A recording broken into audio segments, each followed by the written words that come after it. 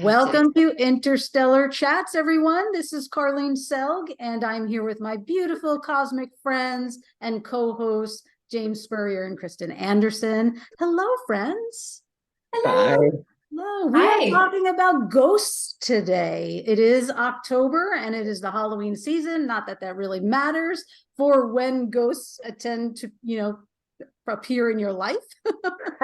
But it just happens to be the theme, so we'll go with it. And Kristin, you wanted to tell us a little bit about some ghost activity in your life, so tell us. Yeah, so when I was a baby, my mom told me this story.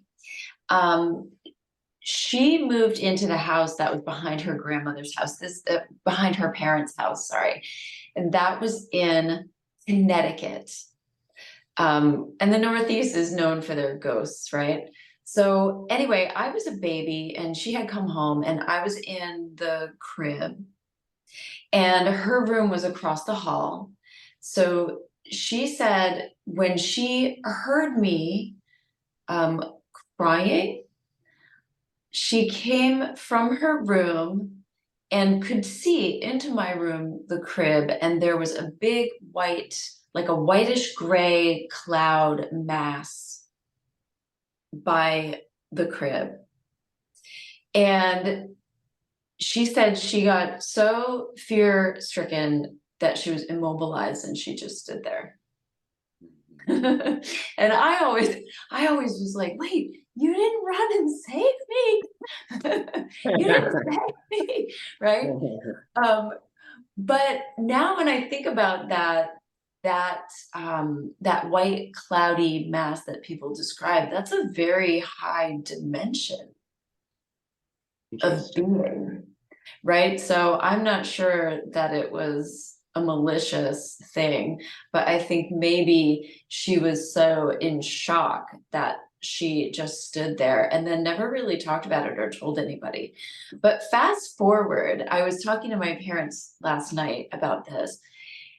I don't remember how we got on the topic. I think it was about energy clearing and energy clearing a house, because my mother and I are doing this course about, we're calling it Freaking Clean, and it's going to be all about cleaning, not only physically, but also energetically. And she started telling me this story again about the ghost. But then she got into more stories that I had never heard before. One of which was, her neighbors would come over for visiting and the TV would be on. And they would sort of be like, your TV's on. Why is your TV on? And she's like, yeah, I know.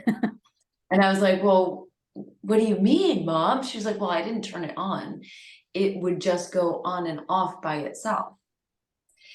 And other strange things like noises, doors, faces reflected in the glass. Ooh. Windows of the house. A lot of things. And apparently after my parents moved into another house, another woman moved into that house.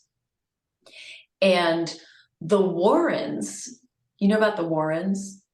The Warrens.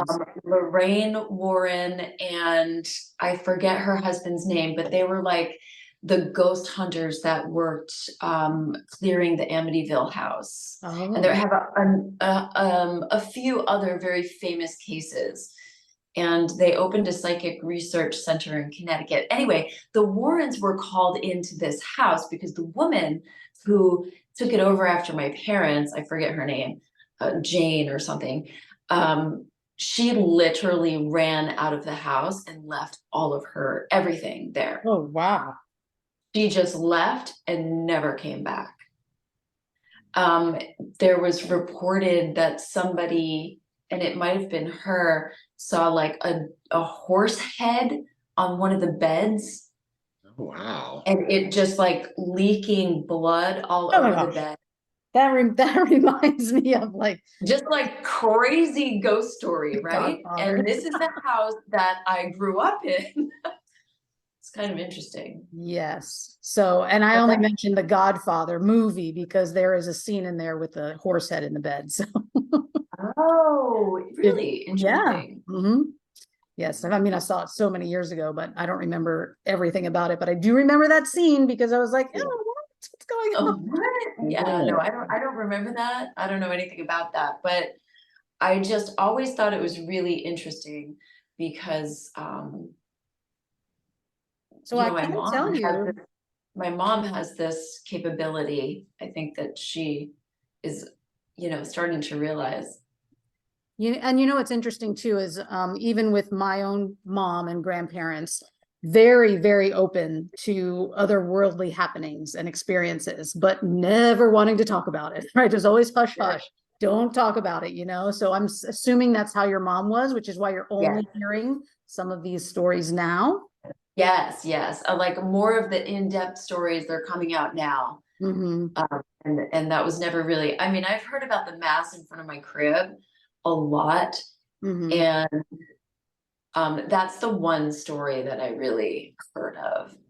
But the fact that the Warrens came to that house, I never heard that before. And the woman who moved in after ran out, I never heard that before either. So it's kind of interesting. It And is. it's an old, old house. So, as most houses are in the Northeast. Mm-hmm.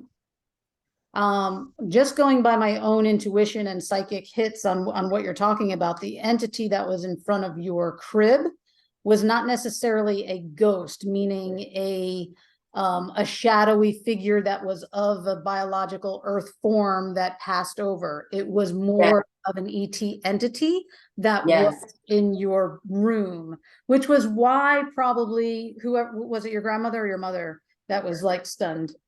My mother. Your mother. So she was just like so freaked out because she didn't even understand what she was seeing, right? Right. Because even Yeah. if it was a ghost that had a biological body or form that was just on the other side, she would Yeah. have recognized that as a ghost, right? And then probably would have been like, oh, let me save my kid. Right. Well, I think she thought that that was a ghost. Sure. But as we're talking and the experiences that we've all had and all the different types of experiences that there are, right? That white mass is more of like an energetic being that hasn't been here or is not showing their human um form in any way.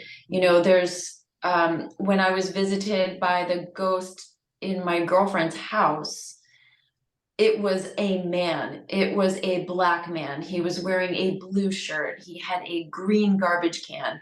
There were definite man figures happening, right? It wasn't a white mass. That was a ghost Yes. to me. And he was mad. He was in that room. He didn't want me in there, and he was trying to get me out. Mm-hmm. That experience was definitely to me like a ghost communication because of the visual aspect of it. Mm-hmm.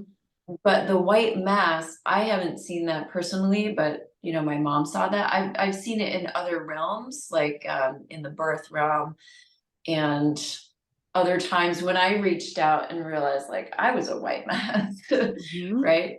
So when that spiritual part of you, which is at a higher level.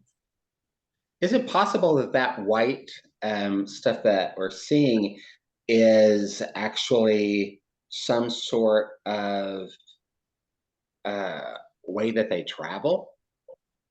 I was just thinking Open, like, where they open up into where we're at?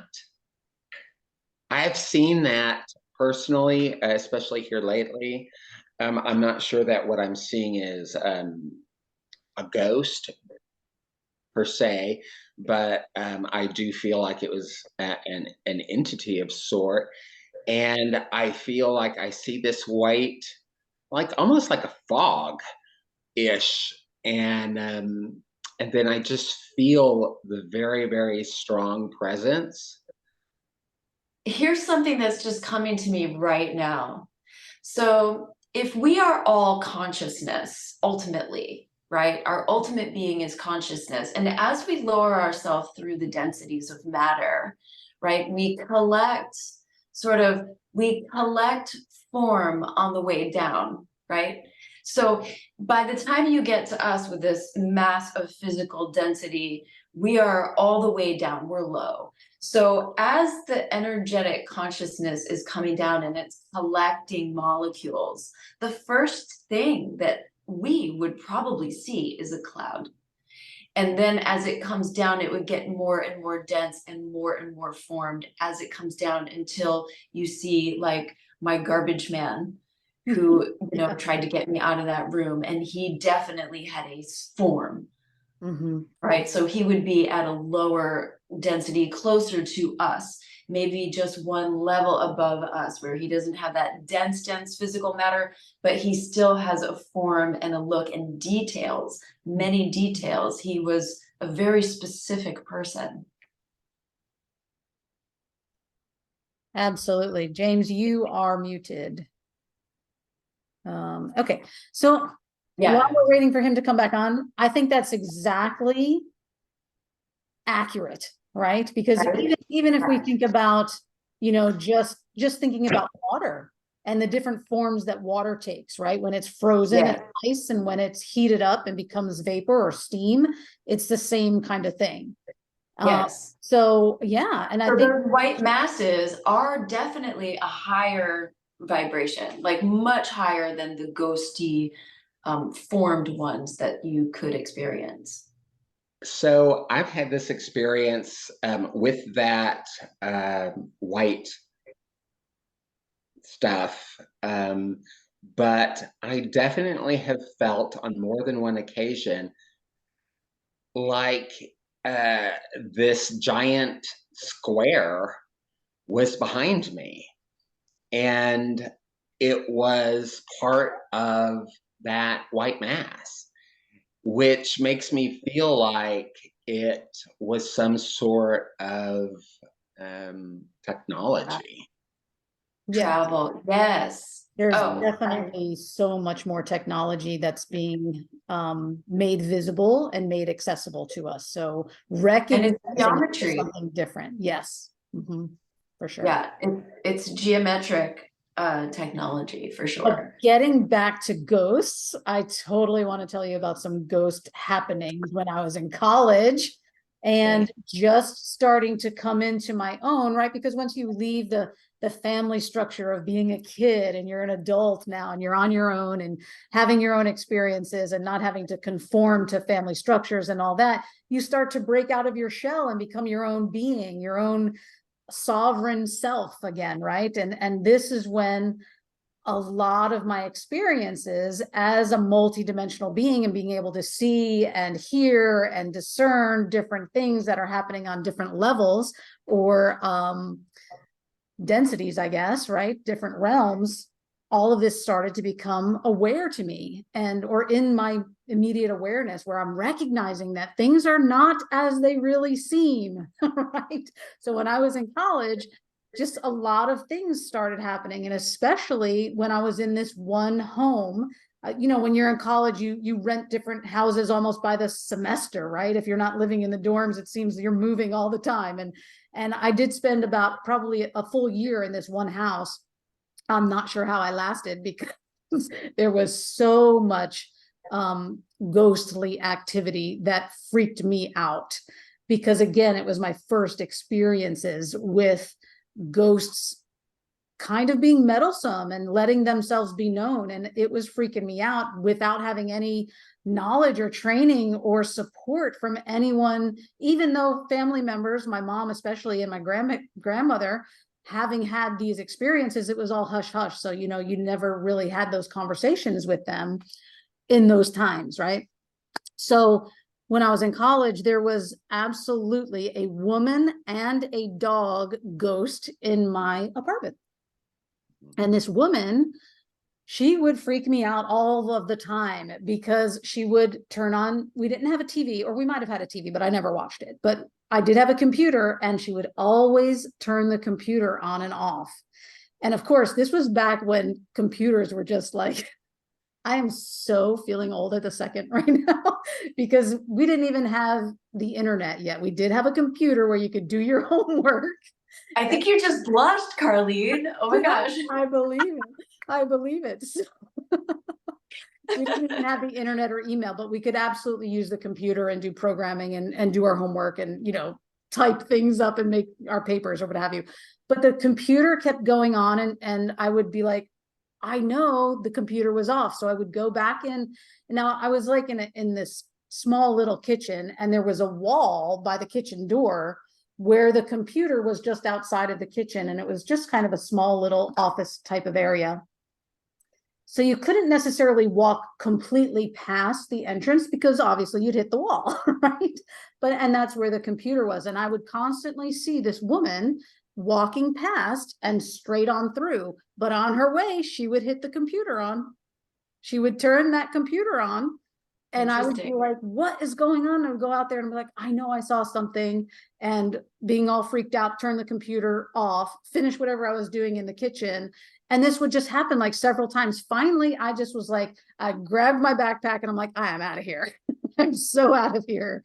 So that was, one of the first experiences. But another experience in that same apartment, I was sleeping and the dog jumped over me and onto the bed. So from the floor over me onto the bed. And I felt the two paws and the back paws land on the bed. And then, of course I'm asleep. And I was just like, okay, that was just the dog. And then I shot straight up and I'm like, I don't have a dog. I'm in school. There's no dog. But wow. I was just like, whoa, that's amazing. Of course, I wasn't afraid or anything because it was a dog and it felt fine. The energy was completely different and it wasn't trying to freak me out. It was just getting in bed with me. How fun. So that was just, a couple of experiences, but also I can remember driving through town again in college and driving through town. And when you got past the university buildings, there was a creek and trees on either side. And there was a little dip in the road. And I could definitely remember seeing a ghost walk across, or actually float across the road. And it was around dusk when I was driving. And I remember being like, oh my gosh, that person really needs to be careful because I barely could see him. And when I got closer, I realized it was a ghost because they weren't walking across the road. They were floating and about 2 or 3 feet off the ground. Interesting. Yeah. And that's just a couple of things, right? So there were so many more, but just so interesting. When I stayed at my friend's house in Arizona, there was a man walking down the hallway and 2 of us saw it. And then later the TV was going on when we weren't there. So, and my friend was like, you left the TV on the whole week and I wasn't there. And I was like, no, I actually never watched TV. I never turned it on, and she kept a towel over it because, screens, you're supposed to keep it covered, but the towel was off and the TV was on. It's funny how they mess with our electronics, huh? That must be the easiest way for them. Yeah, and actually, now that I'm hearing myself tell this story, she also said the kitchen faucet was running. Oh. Well, and that's kind of a weird one too.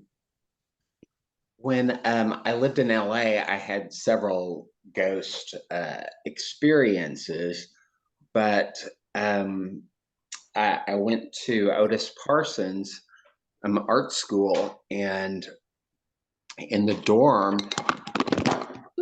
help. In the dorm, I was sitting with one of my friends, and all of a sudden, a jar of peanut butter, a full jar of peanut butter, flew off the shelf. Flew completely off the shelf. What was that about? It just flew right off the shelf. And then the same roommate, we lived in a different building. And I had talked about this building before in another podcast where Rudolph Valentino had the building built in the 1920s. And in this building, it actually was on the TV series In Search Of, and in the 1970s for being haunted. And one day I came home and one of my friends that I was with, fortunately, he had been smoking and he put out a cigarette before he came inside. But when I opened the door to my apartment, it was filled with gas. It just was filled with gas. Now, when I left, the windows were open. All of the windows were open. And when I got home, all the windows were closed and it was filled with gas. And so then that night, I had a dream, and there was this girl, and I saw her, and she was crying. I kept hearing this crying, and I closed the door, and I could see, and she was hunched down below my door, right at my front door, crying inside my apartment. So that was a really strange one. I think you have a couple of things going on there. Oh yeah. Even a spiritual attack, basically. The one. Yeah. Right. Well, and then another place in LA, I was really looking for a place and I couldn't find a place, and then I went into this one building, and I really wanted to live there, but they just didn't have anything available. And then literally like a couple of days later, they said, hey, we've got something that's come up. And apparently, I didn't know this at the time, but apparently the man that had lived in the apartment passed away in the apartment. And in my dream state, I often will wake up in my dream and not know that I'm dreaming. And so I woke up, I looked around my room, and I went and walked to the kitchen, and I opened the kitchen door, refrigerator door, and the light illuminated the darkness in the room. And I saw a Hispanic man standing there, and it startled me. And then he reached out and grabbed my arm. And when I woke up, my arm was up in the air like this. Such a trip. Wow. And you know, when we're just waking up to our abilities to be able to see these things and experiencing these things, we don't really know what to do, right? So this is a really great segue to move into what happens if you're feeling these things or you see these things and they are bringing up fear. I think that it's a great opportunity for us to, first of all, get into more of a neutral space so that we can think and discern and use our power that we have within us to say, this is unacceptable. You are not allowed to be scaring me or, creating chaos in my life. And if it's someone who's positive, they're not bothering you, you'll know that, right? So the ones that are just causing some chaos and havoc and fear, move their asses out. We don't need that energy around, right? I think the most important thing to know and to really remember is that on this plane, you have all the power.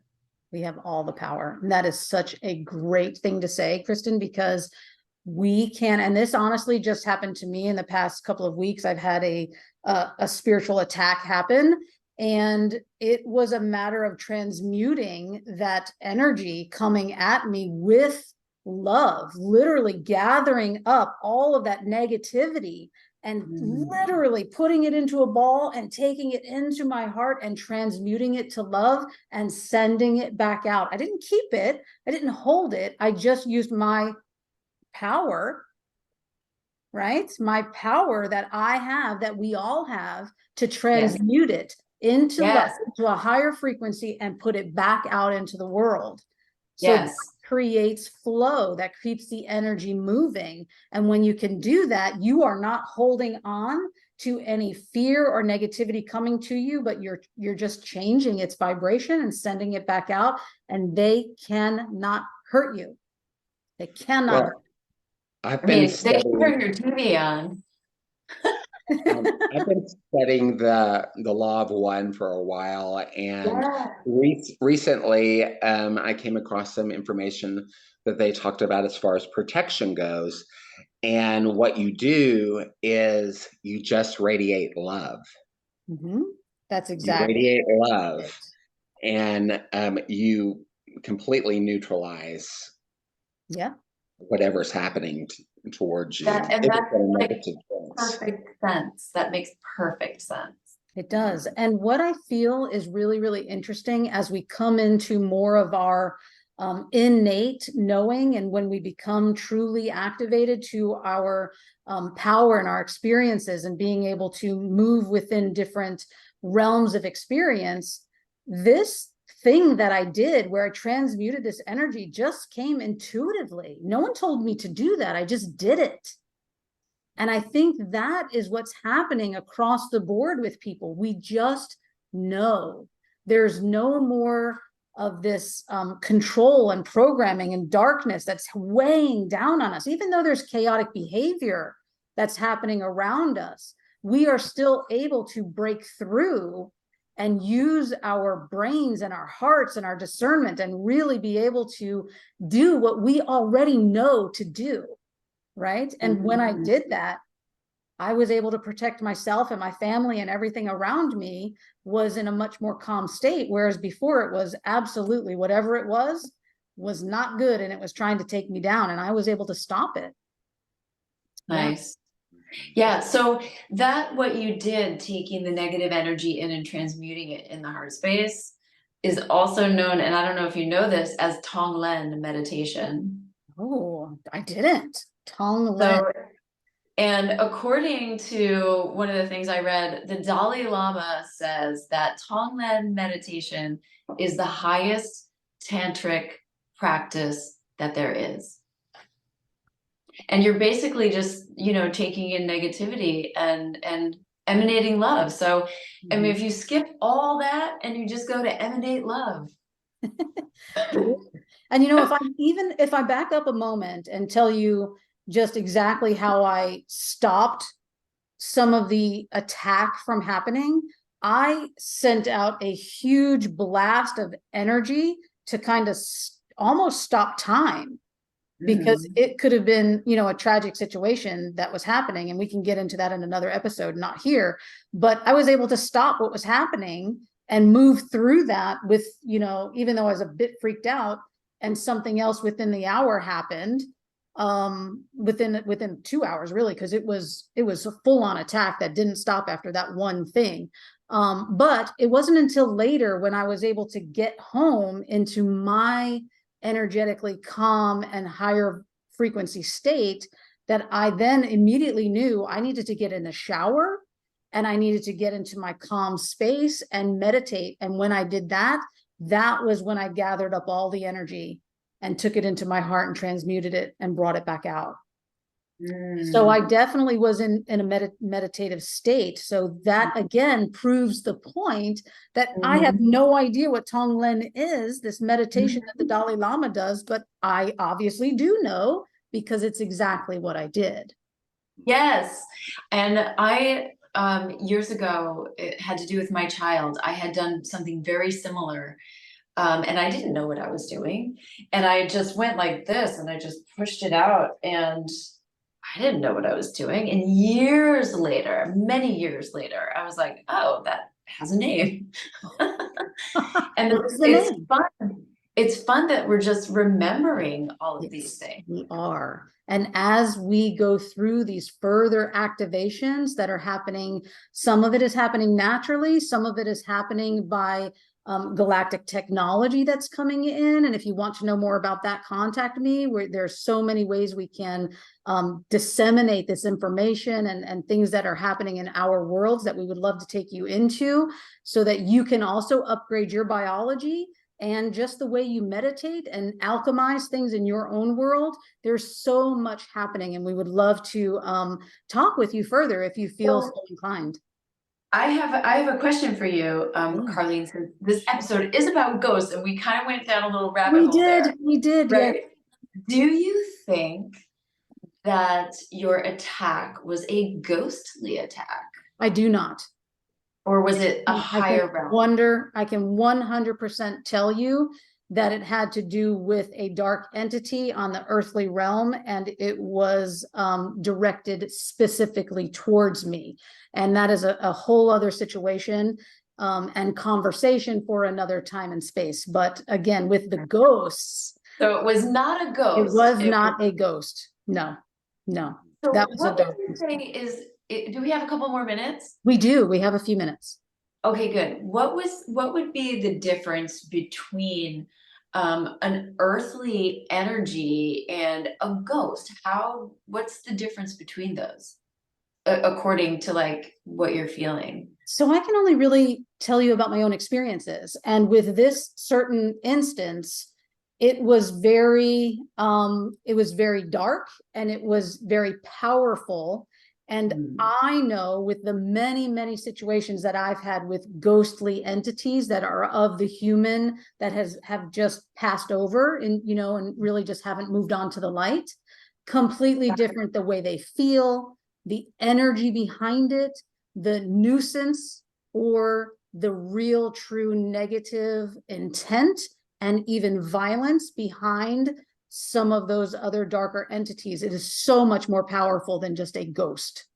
So that is something to take into consideration. I can tell you, there have been many times where I've had people who are of the human realm that have just passed over, who have come to me either for a healing or for a little assistance in getting to the light. And people would they would knock the edge of my bed while I'm sleeping to wake me up. So, you know, you feel these things and you just know that is not threatening to me, because obviously after all of these years, I can use my discernment and immediately know this is a ghost. This is someone who is just needing a little extra help, which is exactly what I do when I help people clear and cleanse their homes and move entities out who they know are there. They just need a little assistance to tell them it's okay. They don't need to be afraid, because they've been in that programming for their whole life that they're actually afraid of the light. And they're stuck. They're stuck in a belief. Yes, they're stuck in a belief and a program that it's not, that the light isn't safe when it is, right? So that is so completely different from a negative entity or even hybrid being who maybe has darkness within them or attached to them, that is more negative ET based, right? Than it is about the earthling, the human being who has passed on from this life. So completely different. I think again, it comes down to discernment, like you said, and you'll feel it when you have the experience of what it is. You will sense if it's, you know, an attack by a malicious being or just somebody who's stuck. Yes, yes. So with that, I want to say thank you again, wonderful cosmic beings, for being with us today on Interstellar Chats, talking about ETs and ghosts and really the ghostly vibe with it being October. If you have a ghost story or something that's happened to you, put it in the comments. We would love to hear about it. And if we can, we'd love to even get you on and have a little ghost story setting where we're talking with a bunch of people. Wouldn't that be awesome? That would be fun. So thank you. We will see you next time on Interstellar Chats. Bye. Bye.